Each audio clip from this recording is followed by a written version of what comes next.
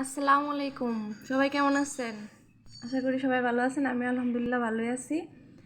তো আপনাদেরকে একটা সুন্দর জায়গা দেখায়, হ্যাঁ। জায়গাটা হচ্ছে আপনার নেত্রকোনা দুর্গাপুর, নেত্রকোনা সুষং দুর্গাপুর অ্যান্ড বিজয়পুর বলে জায়গাটাকে, বিজয়পুর ক্যাম্প।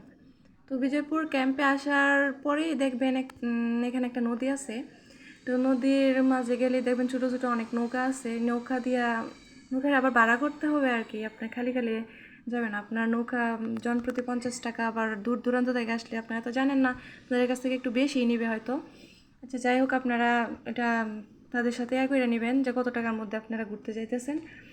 তো ঘোরাঘুরির পরে মানে আপনি নৌকাতে ওঠার পরে যে ফিলিংসটা আসে আর কি, মানে যে ভালো লাগাটা কাজ করে, মানে আপনার যদি মন খারাপ থাকে এই জায়গায় আসলে দেখবেন আপনার মনটা এমনি এমনি ভালো হয়ে গেছে। মানে এত এত সুন্দর একটা জায়গা, এত সুন্দর একটা জায়গা, মানে পানি উপরে পানি তৈরি করতেছে, ওই পাশে ইন্ডিয়ার বর্ডার, আবার এই পাশে বাংলাদেশ, মানে অনেক সুন্দর। আর যদি আপনারা স্বামী স্ত্রী বা গার্লফ্রেন্ড বয়ফ্রেন্ড হন তাহলে তো কথাই নাই, আর ফ্যামিলি নিয়েও আসতে পারেন। অনেক সুন্দর একটা জায়গা অ্যান্ড নিরাপদ আছে, যথেষ্ট সুন্দর।